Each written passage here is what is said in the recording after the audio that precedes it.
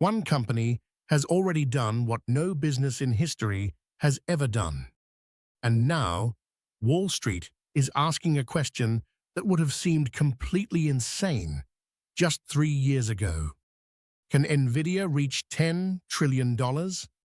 Welcome back to AI Assets, the channel where we break down the biggest moves in AI and tech investing every single day. Let's put that number in perspective first. $10 trillion. That is larger than the entire GDP of Japan and Germany combined.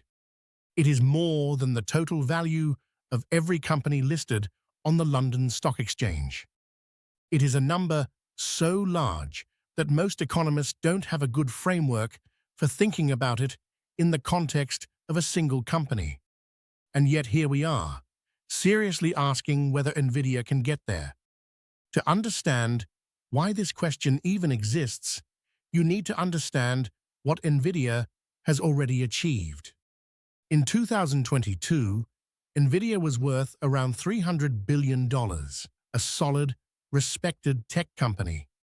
Today, just 3 years later, it has crossed $5 trillion in market capitalization, becoming the first company in history to ever reach that milestone. That is a roughly 1,600% increase in value in 3 years.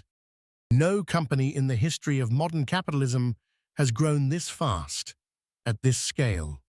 Not Apple, not Microsoft, not Amazon. Nvidia has rewritten the rulebook entirely. So what is actually driving this? The answer is simpler than most people think. Every single AI system being built today, every chatbot, every recommendation engine, every autonomous vehicle, every drug discovery tool, requires enormous amounts of computing power to train and run. And the overwhelming majority of that computing power runs on Nvidia hardware. Nvidia controls 94% of the AI GPU market. That means for every $100 spent on AI chips globally, 94 of those dollars flow directly to Nvidia. The company has become the unavoidable infrastructure layer of the entire AI economy. Jensen Huang, Nvidia's founder and CEO, has a phrase he uses to describe this moment. He calls it the beginning of a new industrial revolution. Not a metaphor. A literal reindustrialization of the global economy, where nations and corporations are racing to build what he calls AI factories, massive data centers powered by Nvidia chips that produce intelligence the way traditional factories produce goods. And the scale of our investment pouring into these AI factories is almost incomprehensible. Microsoft has committed to spending $80 billion on AI infrastructure in 2026 alone. Amazon, Google, and Meta are each spending comparable amounts. The US government has launched a $500 billion AI infrastructure initiative. Saudi Arabia is building a 100-gigawatt AI computing campus. Every single one of these projects runs primarily on Nvidia silicon. Nvidia's most recent quarterly revenue came in at over $44 billion for a single quarter. That is more than most Fortune 500 companies earn in an entire year. And analysts project that number to keep growing. Now let's talk about the path to $10 trillion. For Nvidia to double from its current valuation, it needs to roughly double its earnings or convince investors that its future earnings will be dramatically higher than today.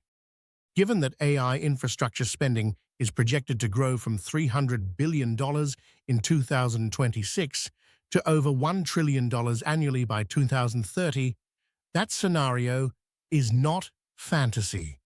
It is a credible base case for several major investment banks.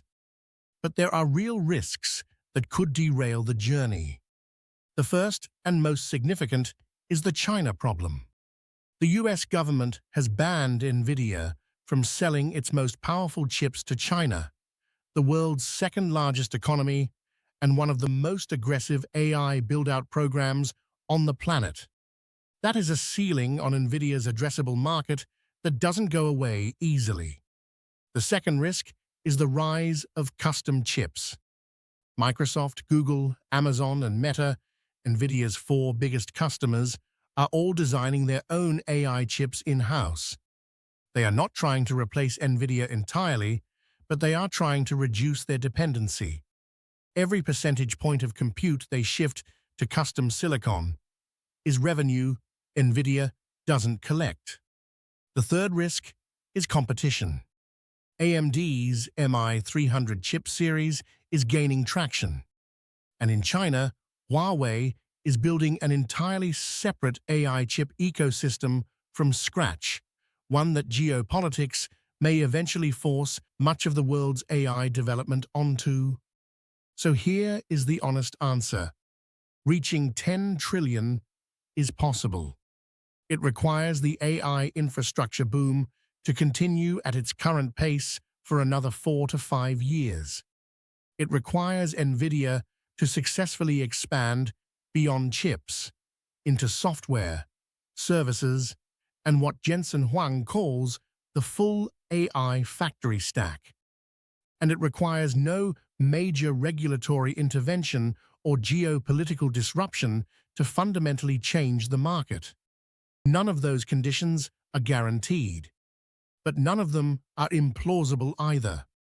What we can say with confidence is this: we are living through the fastest wealth creation event in corporate history.